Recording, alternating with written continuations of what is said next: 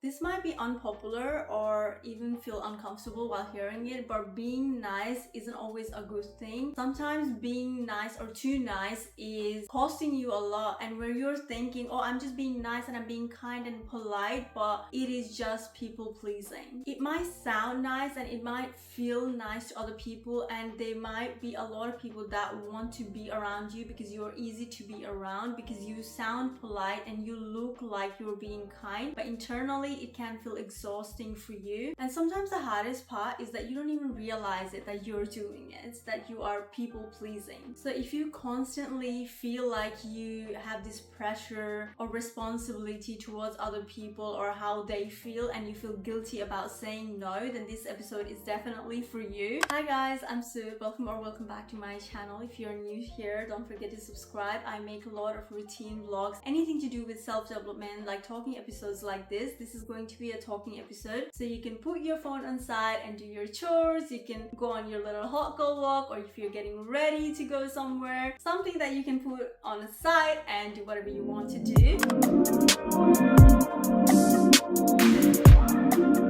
This episode is very close to me because I used to be such a people pleaser, and I would want to be making friends with everyone, and I would not have any boundaries. People would walk over me all the time. Like, a lot of my friends would have to stand up for me, and I used to be such a people pleaser. I couldn't even stand up for myself when people were literally like crossing my boundaries left, right, and center. I used to be one of those girls. I cannot relate to that version of me that I was, so I feel very passionate about this topic, and I feel really passionate about self-development journey in general. I talk about everything to do with being your best version in this channel, and I hope to help anyone that needs this. Let's start from the beginning, the foundation itself. What is boundaries? Boundaries is a set of rules that you create for yourself and other people to show what is acceptable behavior to you and what is not, how much you're going to tolerate, and what is your line where people should not be crossing, hence the boundaries. Having a boundary is, I think, so important because it sets the clarity of expectations on yourself and onto others, what they can expect from you and what you can expect from them. When you tell them clearly that this is where I cannot step, this is where you shouldn't be stepping, this is how I manage my relationship, I can give this much time to this certain thing, you are being clear about your intentions, and that can be really beneficial to your personal relationships, making new friends. We are going to dive into it, but sometimes it can also show where people stand with you when you set up boundaries, because not everyone is going to have positive response to your boundaries. That makes a lot of difference. You can still be kind and you can still be polite, but you don't have to be too nice and let other people walk all over you. That's the idea that I have understood. Now that we're clear about what boundaries is, let's talk about what is being too nice. Being too nice can sound like, oh, I will just do it myself, it's just easier, I don't want to disappoint them, I don't want them to feel bad, so I'm just gonna say yes. Like, it can also look like you choosing peace over confrontation when you do not like something at all. Like when someone is literally making joke out of yourself and you're literally feeling that gut feeling that, oh, this is not right, or you're feeling like literally crumbled, but you just laugh it off to that joke, so because you want to make that person feel comfortable.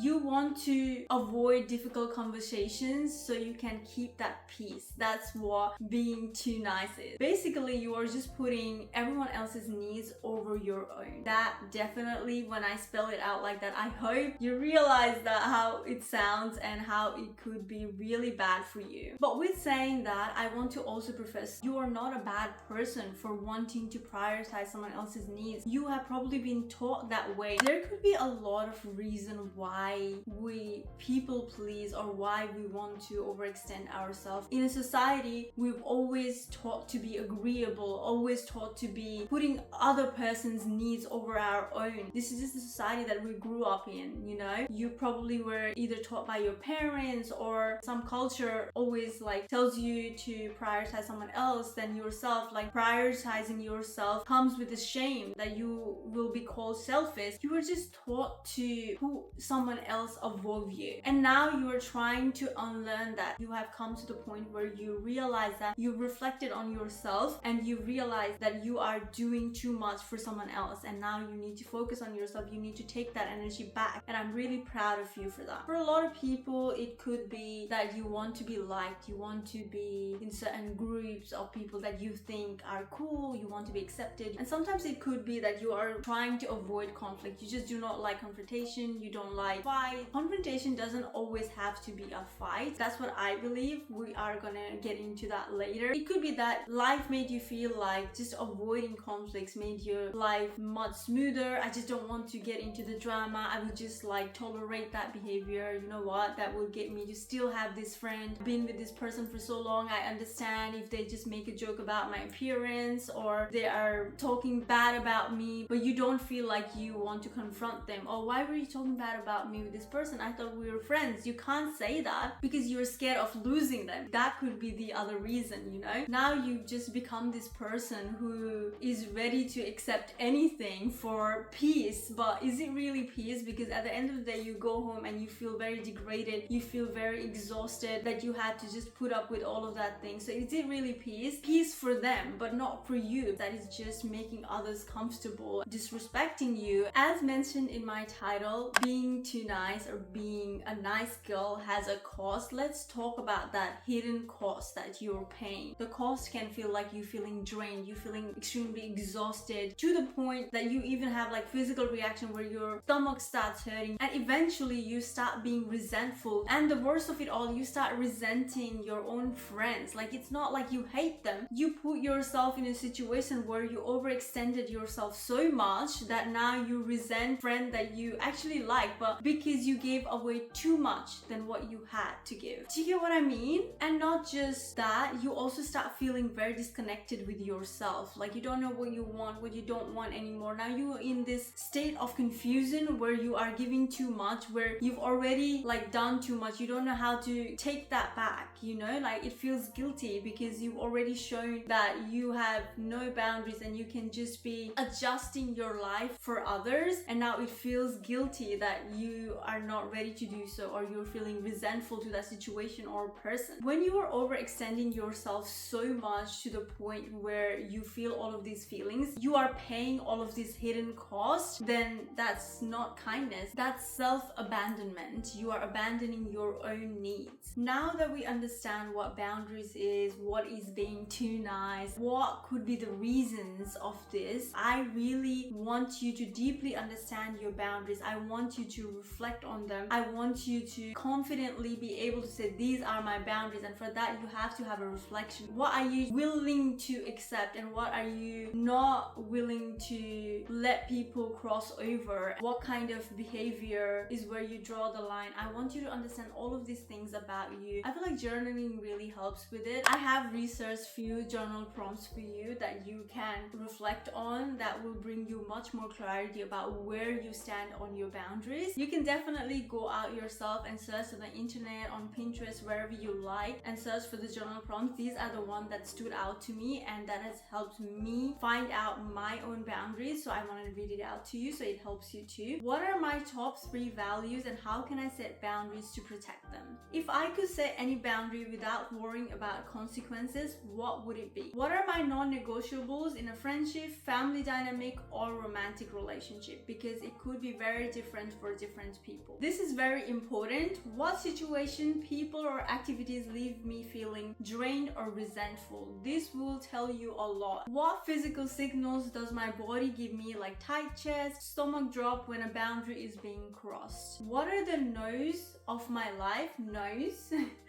of my life that are currently being ignored or violated. This will give you clarity on a lot of people stepping your boundaries. Where in my life do I feel taken advantage of or taken for granted? Last but not the least, how would my life change if I were fully confident in holding my boundaries? Extending that last journal prompt, I want to stress that setting up boundaries plays such a massive role in being confident and in your self-development journey. If you are confident in telling people what your okay with and what you're not okay with, and you are like literally talking straight up to people. After doing the reflection, let's talk about the shift that you can make. I'm going to be kind, but I'm not going to sacrifice myself for your happiness. Real kindness shouldn't just include other people, it should include you, your time, your energy. How much of energy can you provide to someone else? Where is your limit? When you have done reflection and you know that, now you have to communicate with other people too. The shift should come from immediately saying yes to saying, give me some time, let me think about it, let me sit on this. It doesn't have to be an abrupt no too. Like if you find it difficult and you're just starting to set up boundaries, this creates that space for you to check in with yourself, whether you are okay with it or not. But this leaves you not reacting automatically, which puts a little bit of power in your hand, and you're gonna feel confident about it too. You are going to decide whether you are gonna go or not by checking with yourself. So now you are going to be shifted from being too nice to being a confident person who makes decision in a hurry, but by thinking about it, by thinking about yourself, by making yourself a priority. And especially if you are a person who has let people walk all over you and you have failed to set up boundaries, it will make people uncomfortable when you're saying no, or when you're saying, oh, I'm gonna think about it. You should not feel bad about it at all. You are not doing anything wrong at all. You're just simply doing things differently. You have to be absolutely be comfortable with the discomfort at first, because anytime we do something new, you have to understand that it will come with some kind of discomfort. That doesn't mean that you are going to abandon your own needs. There should also be shift in you explaining while saying no to things. You don't have to over explain yourself. One thing that I want you to understand is that it is not your responsibility from what angle they want to look at your boundary. When you say no, you have to just honor those words. You have to build your self-respect through consistently showing up for yourself, or showing up for the words that you gave. When you say no to things, they are trying to like somehow making you feel guilty about it, and then you're like, oh, you know what, I'm just gonna go. That shows people that they can push over your boundaries, and they literally will think that you are a pushover. You have to absolutely be putting your self-respect above all else, and self-respect changes everything. This is the first step of being a confident person, having a self-respect. If you can keep your words, that builds such a massive trust with yourself, where you feel like you can rely on yourself, and that's what makes you confident. I feel like also when you set up boundaries, you show people that actually care about you that this is where you stand, and that gives them clarity. Like some people don't have bad intention towards you, like they love you and they care for you, but they just don't understand where you're coming from. So you have to be clear about it. My own personal example that I want to give to you is, this was a group chat of extended family. We were talking about every other family members, what they're having, what they're doing, and we were talking about like successful thing that they were doing, and I was really hyped up and I was like, yes, this is so good, they're doing really well. You have to know that I've been living alone for such a long time, so I do not have my family living with me all the time, knowing how much I've grown and what kind of conversation am I comfortable with and what kind of conversation I'm not comfortable with. I just want to preface that before I say this example. We were having a video chat and they were talking about one of the member of the family where they were going through things. It was almost like she was being ridiculed for going through these things. It just came across like that to me, and immediately after that my conversation shifted. Literally my sentence was, I'm not comfortable to be in this conversation. Are you trying to ridicule them? Are you trying to say that the situation they are in is what they should be in? If that is the case, then I'm not comfortable to be in this conversation, and hence I'm going to hang up this call, and I will not want you to discuss conversations like this with me ever again. After that, they all clarify with me that I'm also not talking behind the back of a family member, which you are not comfortable with. After that, they always keep in mind, this is what she is not comfortable with, that's why we should not take the topic towards that side. That's just an example of setting up a boundary and it being successful. But there are also been people, like for example one of my friend that I called out on her poor behavior, and her immediate reaction was calling me weird. Oh, you are being so weird. That's what she said. I immediately knew after that I could not be friends with them, because they do not respect my boundaries, and I have no business hanging around with people that have no regard